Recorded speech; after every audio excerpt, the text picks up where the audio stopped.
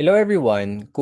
If you're asking kung ano yung dapat na arrangement of papers pagdating sa assessment at pagdating din sa pagpapasa sa akin, okay, napaka-importante po nito ha. Okay, kasi kapag hindi kasi maayos, nakakalito din sa pagche-check yung mga papel. Okay, dapat masanay na kayo dito hanggang sa pagpunta sa ating assessments. Institutional man yan or national assessments.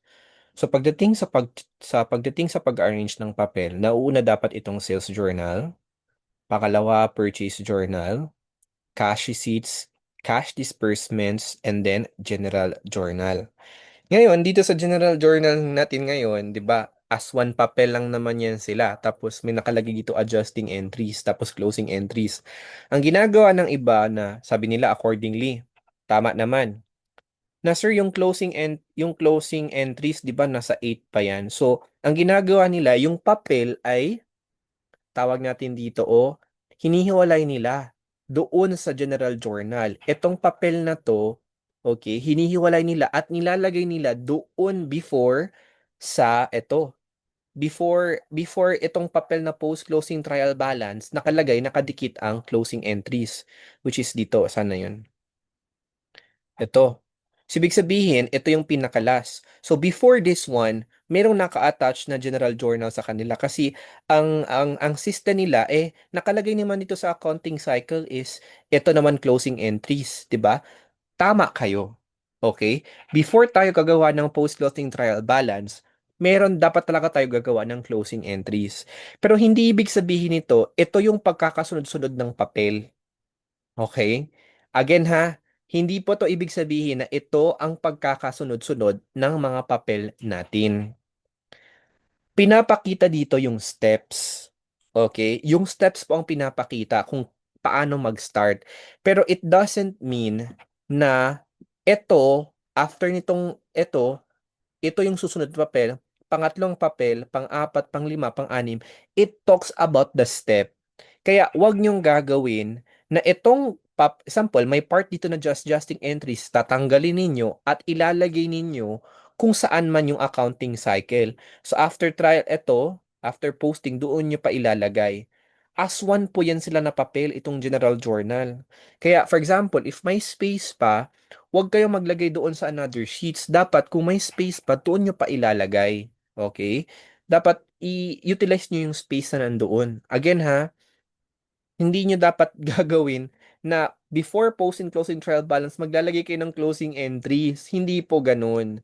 Steps po yan ng accounting cycle. Hindi po yan ang pagkaka-arrange ng papel. Kaya wag niyong isipin na ganun. So, again ha, sales journal nung una, purchase journal, CRJ, CDJ, and then pagkatapos general journal, whether kung adjusting entries man yan or closing entries, pagkatapos ng cash disbursements journal, general journal kaagad, and then general ledger, and then account receivable.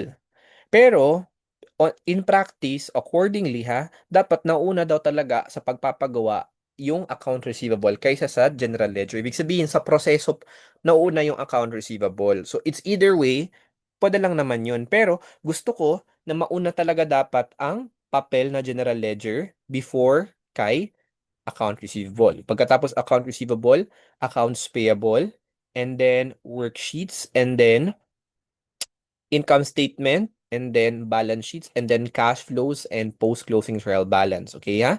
Nito, SG, PJ, CRJ, CDJ, GJ, GL, ARSL, subsidiary ledger, worksheets, income statement and statement of equities, balance sheets and cash flows, and post-closing trial balance. Huwag niyong isipin na itong accounting cycle na to again ay pagkakasunod-sunod ng papel, hindi po. Ito po ay pagkakasunod ng steps, hindi po ng papel mismo na hinahawakan ninyo. Okay? Galit ka, sir. Hindi po ko galit. Okay. Now, we are already done with this one, post beginning, transactions, journalizing, posting. Now, we will start with the worksheets, not specifically worksheets. I mean, unadjusted trial balance na ginagawa natin sa worksheets natin. Okay? Yun. Sana yung worksheets natin. Gagawa na tayo ng to. So, ang ginagawa ko dito kapag nasa worksheets na ako is ito. Nilalagay ko kaagad dito ng total. Dapat nasa pinaka-right siya.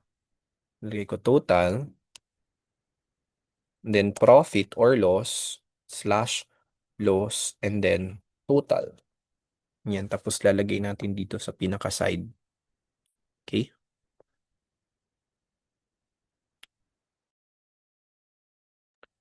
Okay? Yan. Gagawa tayo ng trial balance. Again, kapag walang big, word na before trial balance, ibig sabihin this is unadjusted. Okay? So, pinagkaiba talaga dito pagdating doon sa yung ibang mga activities na ginawa natin, meron kasi talagang adjusted trial balance. So, dito, walang adjusted trial balance pero indirectly meron siya. So, instead of meron siyang adjusted trial balance, yung adjusted mo, nakalagay na siya. It's either dito sa statement or sa performance or key income statement, pati na sa statement of financial position. Depende sa kung anong account. Okay? Naka-arrange na siya kaagad. Okay? So, reference natin dapat dito ang general ledger. General ledger ha, huwag niyong i-reference mismo doon sa kahit anuman sa income statements. Kasi nga, dapat in arrangement yung account number. Okay, di ba? Ito cash. So, dapat ito talaga mauna kasi 111, tapos 113. Ganun siya, pagkakasunod-sunod siya. Okay, let's begin with this one. Ang gagawin natin, kukunin natin yung mga account na may balance. Okay, let's start with this one since may balance to. Oops. Tanggalin muna natin to kasi naka-as1 yung cell.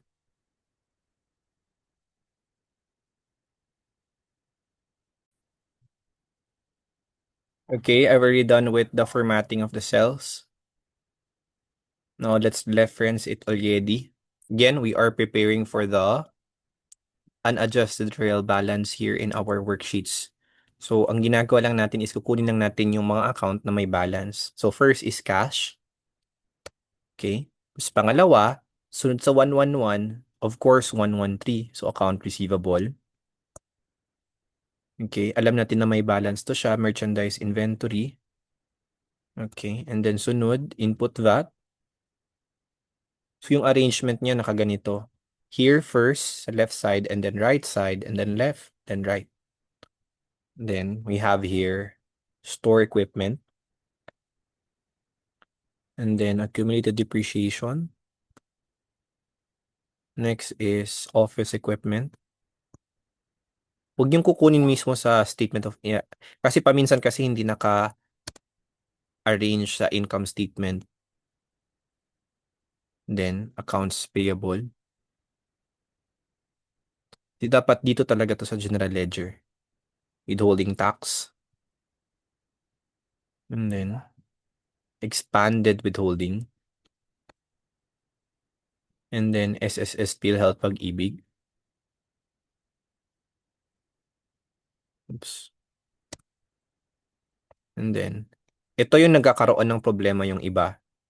Alam nila na may mga transactions dito, tapos ilalagay nila yung utilities payable. Huwag nyo pong ilalagay ang utilities payable. Bakit? Kasi currently, zero yung balance niya. Okay? Kahit meron pa sang transactions pero zero balance, huwag natin ilalagay. Mamaya na yan if ever na may adjusting entries for that. So, skip natin siya since zero siya. Okay? Output VAT. Their output VAT. Okay, cash dividends blanco, so wala. Ordinary share capital, okay, pwede. Retain earnings.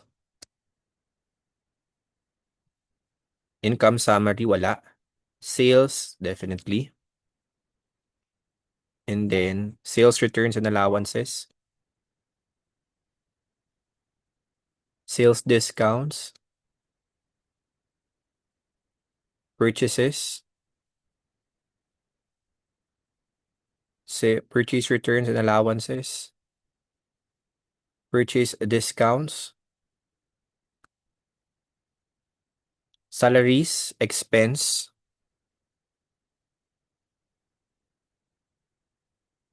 SSS, rent expense, utilities wala, supplies, okay, yan. Transportation wala, depreciation wala. So last yung supplies expense. So we're done. Transfer na natin yung mga amount. So dapat alam na natin, okay, ulit-ulit kong sinasabi na dapat masters ninyo ang normal balance. So alam ko na automatically pag cash, debit siya. Okay? We will not dwell with the ano kung debit credit ba yan siya. Dapat ngayon alam niyo na. Account receivable. Ngayon alam niyo na kung bakit ko nilagay sa debit, bakit ko nilagay sa credit.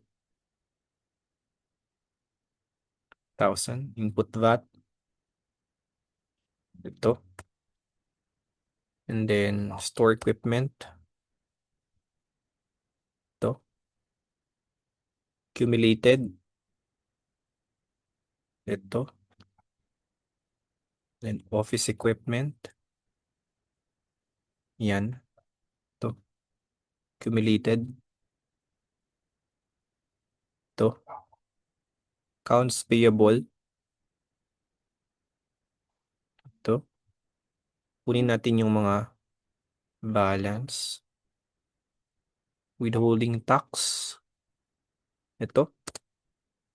Expanded withholding. 2,000. So dapat okay. Kaya baka magtataka kayo kasi baka hindi niyo pinapanood. Bakit nilagay sa debit at bakit nilagay sa credit? So dapat you need to go back with the basics already. Kasi hindi na dapat pinag-uusapan to dito ngayon. Okay, nakafocus lang siya sa mismong source documents with accounting cycle. So if you don't understand it, you need to go back. T48. Ordinary share capital. 300,000. Retained earnings.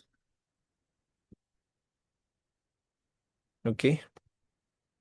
Sales. To. Sales returns and allowances. These are contra revenue.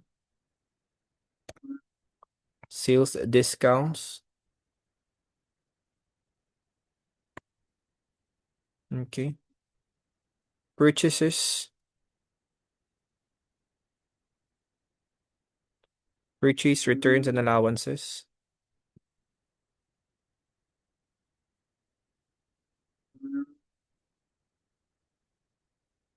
To. Purchase discounts. To. And then salaries expense. Yan. Rent expense. Ito. Supplies expense. Ito. So right after this one, so we're done. Ang total natin po kapag unadjusted, hindi po natin ilalagay dito ha. Okay? Natin ilalagay dito. Ilalagay natin dito. Okay? Total. And then lagay natin sa pinaka-left din. Pag unadjusted ha, wag natin ilalagay dito, dito sa pinaka-side. So dito pa lang, ito-total na natin siya. Okay? Total natin siya dito. So dapat balance siya. So parang parang kini-check mo siya kung ano ba, kung tama ba yung ginawa natin. At kapag hindi, kung pwede lang, kung maaari, wag talaga kayo mag-proceed. Okay? Check natin ha sa answer key natin.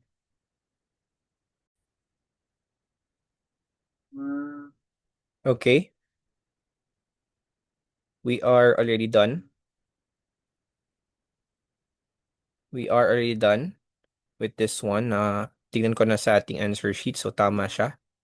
So, ang gagawin natin ngayon dito ay dapat i-peso sign natin siya and double line rule. Yan. Sana yung double line dito. Yan. Bold lang natin siya dito. 1227, 136, 1227. So, ibig sabihin, okay, pag unadjusted lang ha, Huwag ilalagay dito. Dito natin ilalagay. Okay? And we're done with our unadjusted trial balance. At kapag hindi po ito balance, so you try to find the errors. Kaso nga lang, yung disadvantage nga yung finding error natin. Okay, whether error of posting, error of transposition, and error of slide, para lang talaga siya for one error. Okay? Kung for multiple error, hindi talaga natin siya mahahanap. Okay, pero hindi pa rin siya, it is not, um, hindi pa rin siya sayang. You have to do what you can do. Okay? If ever na hindi siya, at least alam nyo ang pinakadalis na pwede natin gagawin kapag when we are when we find ourselves that the amounts are not balanced. So, pwede ninyong tignan.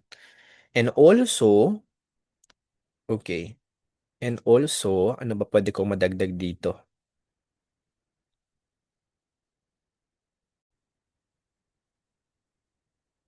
Naalala nyo na naman, di ba, no? Sa finding error, ang pinakasimple lang talaga is check nyo talaga yung computations. Maybe may problem kayo doon sa cell mismo, sa formula, or kung mano-mano yung ginawa, which is dapat naman talaga mano-mano, baka may problem doon sa calculators ninyo.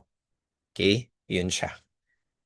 And we're done with our unadjusted trial balance sa ating merchandising.